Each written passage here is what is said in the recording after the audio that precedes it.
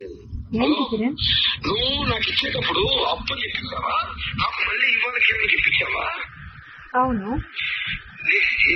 ఎప్పుడు నాకు డబ్బులు ఇచ్చేటప్పుడు నీకు అప్పు ఇస్తాను చెప్పావా? సర్టిఫికెట్ రాసుకున్నప్పుడు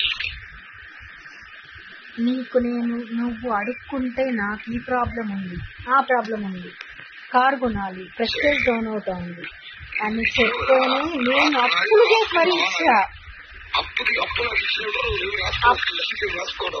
రాయలేదు కిరణ్, రాయలేదు కిరణ్, నీ పైన నమ్మకంతో రాయలేదు. కానీ నువ్వు మోసం చేస్తావని తెలియదు కదా కిరణ్ నాకు. పిలిపించుకొని సిగ్గు లేకుండా వివరాలు కనుక్కుని నువ్వు మోసం. ఇంటికి పోయి నా గురించి చెప్పి అవును అవును అవును నువ్వు దాంతో కలిపి నన్ను చీట్ చేస్తావు కిరణ్, అందుకే నేను అలా చేశాను.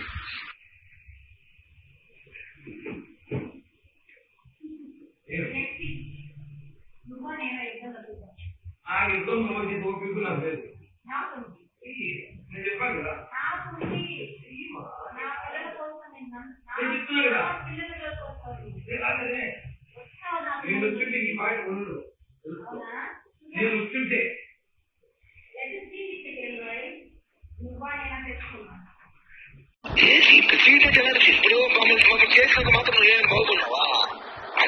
నేను బాగున్నావా? సరే ఇంత ఓవరాక్షన్ తిరిగినావు, ఈశ్వరం అనుకున్నావు, వాడు ఎవడనుకున్నావు, నేను ఒక్కరిని కొనాల్సిన అవసరం లేదు. నేను ఒకరిని కొనాల్సిన అవసరం లేదు కిరణ్. ఇప్పుడు నేను లక్షణం ఉండవా? నేనేం చేస్తాను, నీ ఆఫీస్ ఏమైంది, నీ వ్యాపారం ఏమైంది, నీ మహేష్ వ్యాపారం ఏమైంది, నీ లైఫ్ ఏమైంది, ఎవ్రీథింగ్ నాకు ఇప్పుడు నువ్వే కదా అన్ని చేస్తున్నావు. నీ బెంగళూరులో కేసులు, నీ ముంబైలో కేసులు, హైదరాబాద్ లో కేసులు. దేవుడు ఉన్నాడు, ఎప్పుడు చెప్పు, దేవుడు పనిచేస్తాడు. దేవుడు ఉన్నాడు నిజంగానే. దేవుడు ఉన్నాడు కాబట్టి దేవుడు ఉన్నాడు, పనిష్మెంట్ ఇస్తాడు. ఇప్పుడు ఎవరికి ఇస్తాడు దేవుడు పనిష్మెంట్? రాబోయే కాలంలో ఎవరికి ఇస్తాడు పనిష్మెంట్? కాబోయే కాలము, ఈ వర్షాకాలము, ఎండాకాలము, ఈ సినిమా కాలాలు చాలా ఇస్తాడు కిరణ్ రాయలు. 40 సంవత్సరాల్లో చేసిన పాపాలకి దేవుడు ఇప్పుడు నేనేం పాపాలు చేయలేదు కిరణ్, నేను న్యాయమే చేశా. నేను న్యాయమే చేశాను, నేను ఎవ్వరికి అన్యాయం చేయలేదు కిరణ్. నేను ఎవరిని మోసం చెయ్యలేదు. నువ్వు చేసింది మోసం నన్ను కిరణ్. నువ్వు మాట్లాడద్దు, నీకు మాట్లాడే రైట్స్ లేవు అసలు.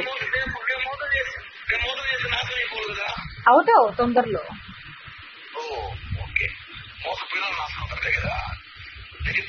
మోసపోయాను, మోసం చేసావు నన్ను.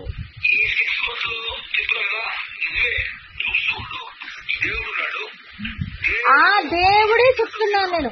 దేవుడే నన్ను కలిపాడు కదా, ఆ దేవుడే చూపిస్తాడు.